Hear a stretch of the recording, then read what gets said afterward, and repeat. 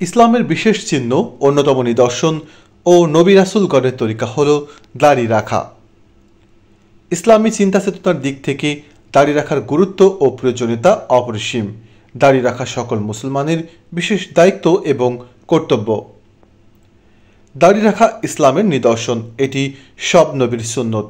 হযরত ইবনে ওমর রাদিয়াল্লাহু সূত্রে বর্ণিত, তিনি বলেন, রাসূলুল্লাহ সাল্লাল্লাহু আলাইহি ওয়াসাল্লাম মোছ খাটো এবং দাড়ি লম্বা করার নির্দেশ দিতেন। ইসলাম হলো একটি পরিপূর্ণ জীবন বিধান। মানুষের জন্য কল্যাণকর সব কিছুকে ইসলামে স্বীকৃতি দেওয়া হয়েছে, আবার অকল্যাণকর বা ক্ষতিকর সব কিছুকে অস্বীকৃতি বা নিষেধ করা হয়েছে। ইসলামী শরীয়তের সব কিছুই পবিত্র কোরআন ও হাদিসের ওপর নির্ভরশীল। পবিত্র কোরআনে যা কিছু বলা হয়েছে তার সব কিছুই মহান আল্লাহর তরফ থেকে এসেছে, আর মহান আল্লাহর সকল আদেশই ফরজ, এবং যা হাদিসের মাধ্যমে এসেছে তা কিছু সময় ওয়াজিব, আবার কিছু সময় সুন্নত। ওয়াজিব হলো সেই সমস্ত কাজ যেগুলো করার প্রতি নবী করিম সাল্লাল্লাহু আলাইহি সাল্লামের আদেশ রয়েছে বা যেগুলো পালন করার প্রতি বেশি জোর দেওয়া হয়েছে। আর সুন্নত হচ্ছে মহানবী হযরত মুহাম্মদ সাল্লাল্লাহু আলাইহি সাল্লাম যা করতেন সেই সব কাজ। একজন মুসলিম হিসেবে এর সব কিছুই আমাদের করণীয়। কারণ পবিত্র কোরআন মাজিদের বিভিন্ন সূরায় মহান আল্লাহ তাআলা রব্বুল আলামিন বলেছেন, হে ঈমানদারগণ, আল্লাহ ও তার রাসূলের নির্দেশ মান্য করো এবং শোনার পর তা থেকে বিমুখ হয়ো না। সূরা আনফাল আয়াত 20। সূরা হাশরের একটি আয়াতে মহান আল্লাহ তাআলা বলেছেন,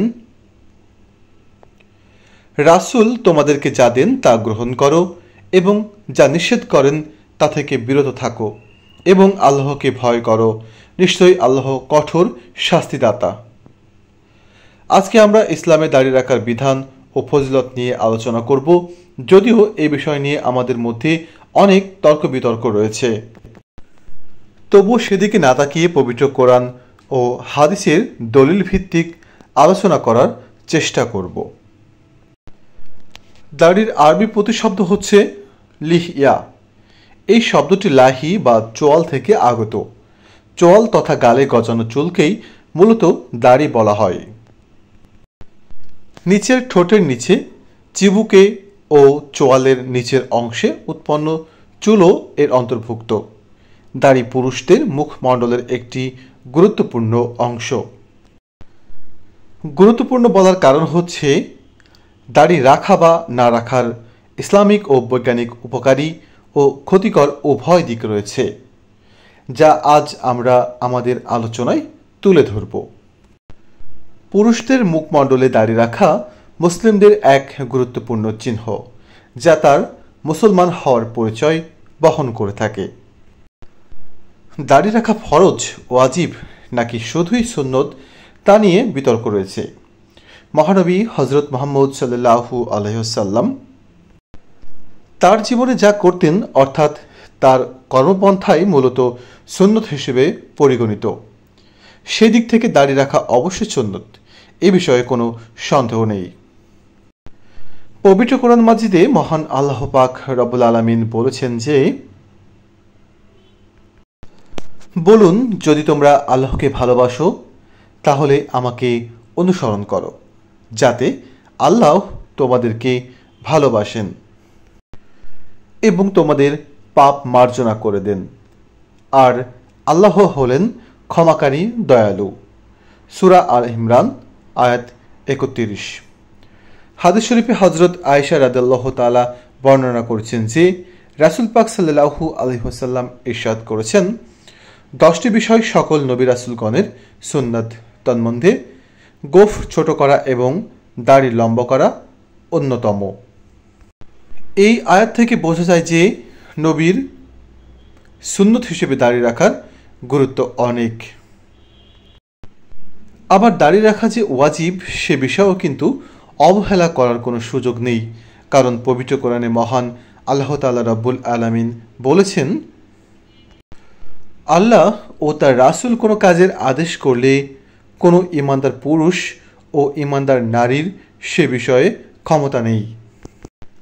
যে আল্লাহ ও তার রাসূলের আদেশ অমান্য করে সে প্রকাশ্য পথভ্রষ্টতায় পতিত হয়। সূরা আহজাব আয়াত ৩৬। এই আয়াতে রাসূলের কথার গুরুত্ব বোঝানো হয়েছে। আর দাড়ি রাখার বিষয়ে সহিহ হাদিস সমূহতে নবীজির অনেকগুলো হাদিস বর্ণিত হয়েছে। যেমন হযরত আব্দুল্লাহ ইবনে ওমর রাদিয়াল্লাহু তাআলা বর্ণনা করেছেন যে রাসূল সাল্লাল্লাহু আলাইহি সাল্লাম ইরশাদ করেন, মুশরিকদের বিরোধিতা করো, দাড়ি লম্বা করো আর গোঁফ ছোট করো। আবার দাড়ি রাখাকে অনেকে ফরজ বলে দাবি করেন।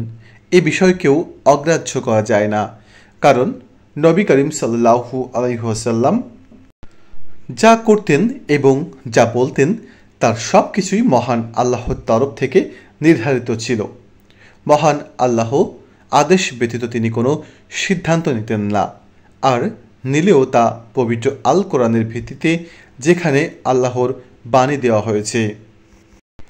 প্রিয় দর্শক শ্রোতা মণ্ডলী, ভিডিওটি সম্পূর্ণ দেখার জন্য সকলকে অসংখ্য ধন্যবাদ জানাই।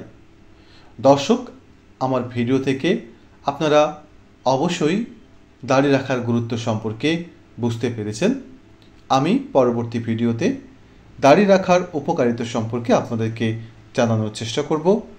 দর্শক, আমার ভিডিওতে যারা নতুন, এখনও সাবস্ক্রাইব করেননি, দয়া করে চ্যানেলটিকে সাবস্ক্রাইব করুন ও পাশে থাকা বেল আইকন বাটনটিতে ক্লিক করুন। লাইক, কমেন্ট ও বেশি বেশি শেয়ার করতে থাকুন। সবাই ভালো থাকবেন, সুস্থ থাকবেন। আল্লাহ হাফেজ।